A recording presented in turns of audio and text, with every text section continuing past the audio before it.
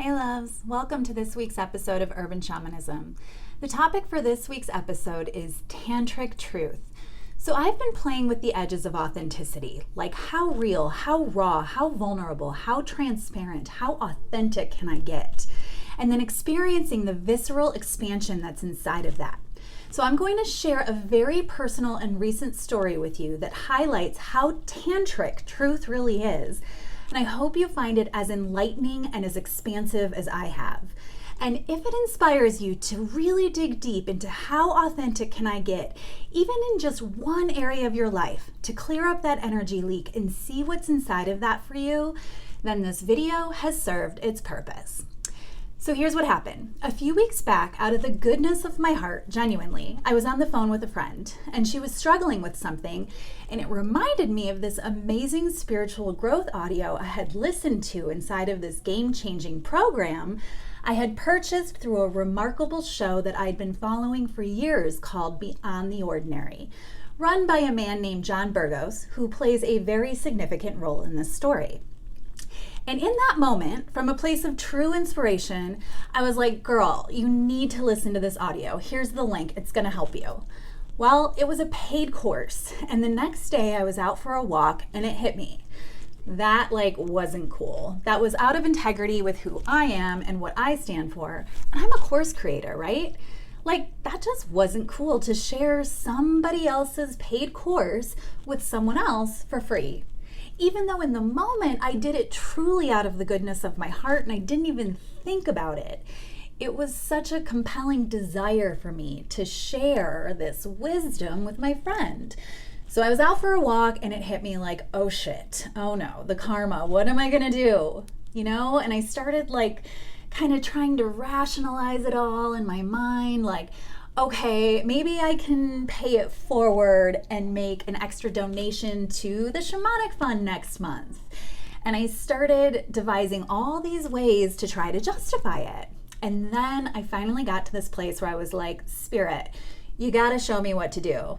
Literally, I don't know how to handle this and I need an unmistakable sign.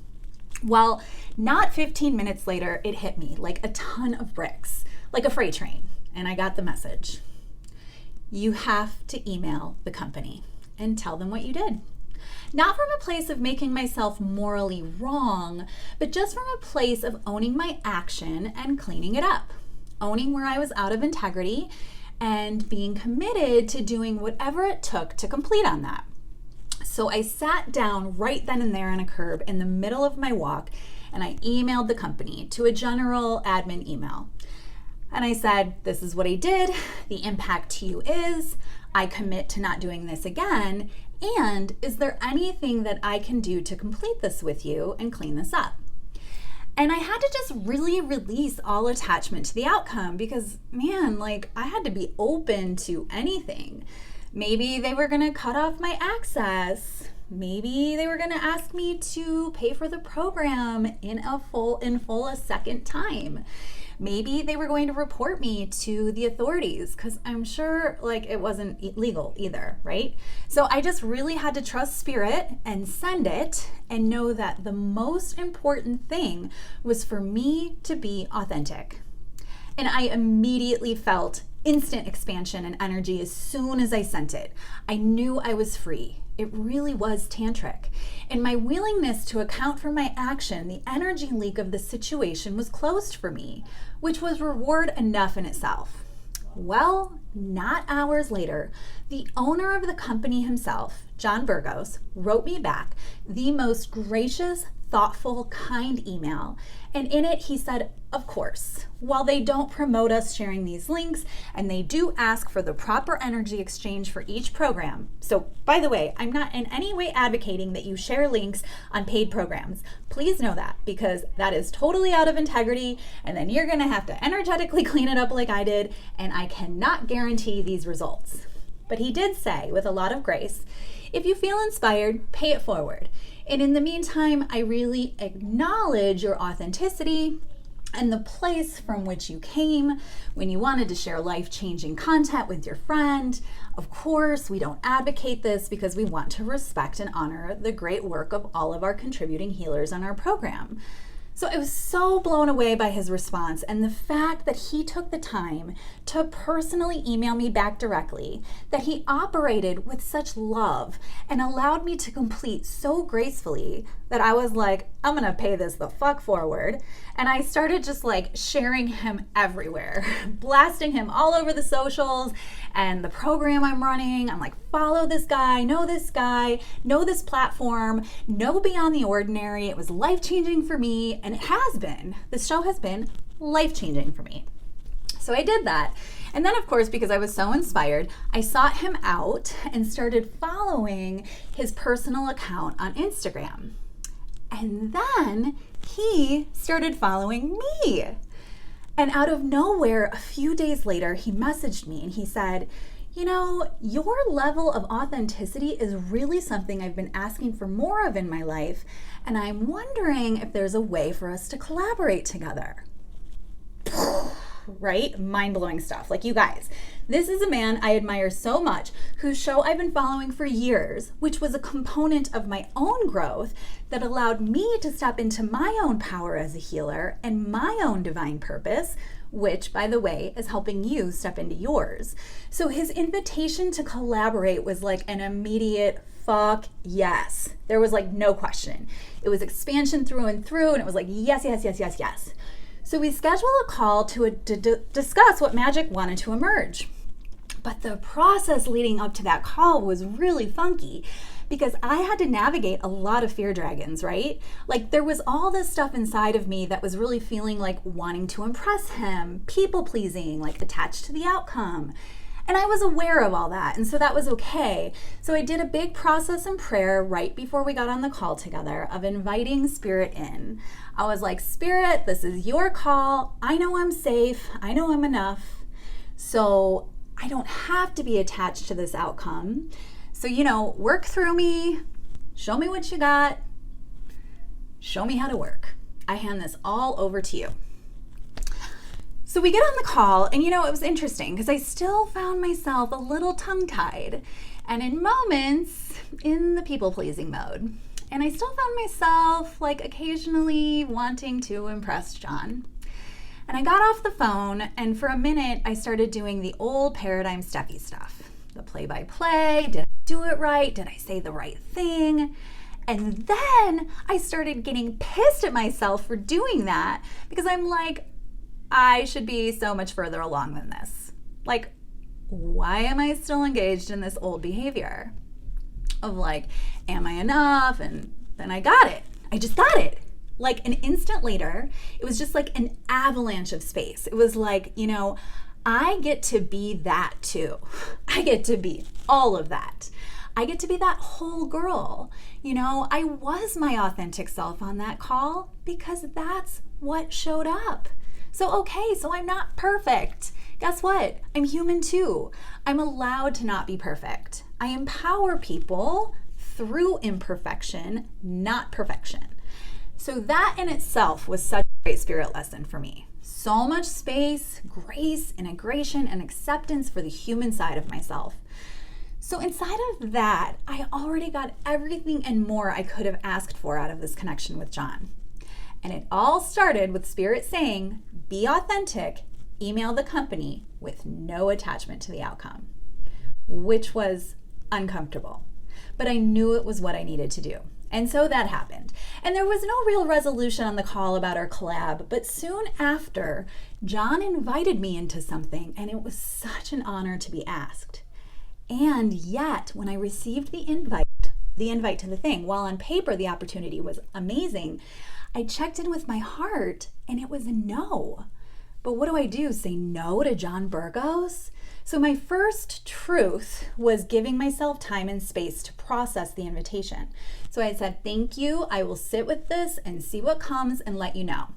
In the past, I would have felt some sense of like urgency to react by a certain time and not given myself the space to explore my true response. So I gave myself a lot of time and spaciousness, and he honored all of it. So we can ask for that, right? We can ask for time, we can ask for space when we need it. So here was another edge I got to play with this man who, little does he know, well, he's gonna know now though, because he probably will find out when he watches this video. how much he enabled me to grow in this realm of my truth, right? Like tantric truth, like really feeling how lit up I feel when I own my truth. So then he invited me into this thing, and I got the chance to be able to say that is not a 10 on my joy meter and honor myself and be in integrity with myself. Whereas in the past, I would have probably said yes for fear of missing the opportunity to work with him. So I did. I said no. It was euphoric to stand in my truth. Again, he received it so graciously, and we both agreed that there was still potentially work for us to do together, but that this wasn't it, at least not at this point, and being able to honor my truth in a partnership where I once would have bent over backwards to engage in the partnership at any cost was so amazing. So then he invited me to do something else, and I felt like, oh shit, this is also a no. And I felt like, how can I say no to John Burgos 2 days in a row? He's never gonna wanna work with me again. This sucks. I don't wanna say no. I don't wanna disappoint him, right? Like this was the story in my head. So I betrayed myself. I gave myself no time to think about it, and I said yes. And he was like, great. And by the way, this man has like no attachment. He's really evolved. So I want to be clear that none of this had to do with him. He just created the mirror and the space for all this stuff to come up for me. So I'm about to go down this whole path that I don't want to go down, and I got it. I remembered that I was committed to playing with the edges of authenticity no matter what, with no attachment to the outcome, trusting that my heart will always lead me to my highest and best, which is also always the highest and best of everyone involved. And I thought, oh my God, what is the next level of authenticity here? Now, not only do I need to say no, I need to go back and say I was pretending I wanted to do this when I didn't. Oh, and I did it. I did it. I went back, I said it, and again, he was so gracious. And the expansion, oh my God, you guys, I am telling you, tantric, visceral truth, the level of endorphins that were freed in me when I eliminated all that energy leak. What would have in the past been a rabbit hole of inauthenticity was like, it was freeing. And he honored me and he accepted it, and he was like, cool, like, right, he's cool. He's like in his power. He didn't need anything for me to be okay, which is like part of why I adore this human and think he's such an amazing spirit and love what he's up to in the world. So without even knowing it, he's giving me the space to play in all these realms of authenticity. So here's where it gets really good. A few days after that, he messaged me and he said, Stephanie, I would like to talk to you about having you on my show next season. I just got butterflies. So we got on the phone, had a chat, and it was an absolute 10 on my joy meter, not even a moment's hesitation. So now this very show that I once and still idolize, that I admire, and that has changed my life, I now get to be a featured speaker on that show. And he's going to interview me, and I hope you will all be there. My heart is racing even as I'm talking about it. So the only way this came to be was by me following my authentic truth every step of the way, in each moment, in each interaction, even where I didn't do it as perfect as I wanted to. I still cleaned it up when I needed to if I saw that I was out of integrity with myself or with him. And through all of that, through following those threads from the very first one, when I emailed the company, I now get to be featured on this show that I so appreciate and so admire. Spirit is so good. And the most important thing is the expansion inside of this is otherworldly. Like, I cannot put it into words. And here's the paradox of the whole thing. I couldn't be attached to any of it. I had to be completely okay with letting go of any expectation in this relationship with John and this partnership.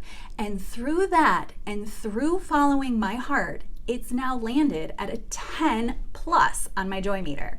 And I believe it's a 10 on his as well. It's always a win-win-win in the world of spirit. It's always in everyone's highest and best. And it's when we follow the threads of our heart that we can really trust the freedom, the joy, and the abundance that's on the other side of that. not do it for it, but trust that that's always the outcome of following our heart. So I hope that this has been a valuable story for you. It was a really raw, authentic one for me to share. Definitely go check out John's show, beyondtheordinary.com. I'm going to plug the link below in my bio and all the places, so go check him out. Opt into his email list, check out his programs. His free content is mind-blowing, out of this world. Every healer he features, every course he offers, they are game changers. And now I get to be one of those healers. So, this week's Inner Shaman practice. How truthful can you get and feel the freedom, the tantric expansion that's on the other side of it? It's visceral. There's a physical thing that happens when we sew up our inauthenticity and the energy gets freed. It's like an energetic upgrade. And it's because every time we speak our truth or say what we've been pretending, we seal up an energy leak that comes from untruth. Step into that power and trust that the truth really does set you free. So play with that this week, my love, sending you all the heart, and I can't wait to see you for next week's episode. And mark your calendars for July 2nd at 5 p.m. where John will be interviewing me on how to use the shamanic medicine wheel as a sacred manifestation map that allows you to leverage the energy of the 4 directions to create your dream life with ease. See you then.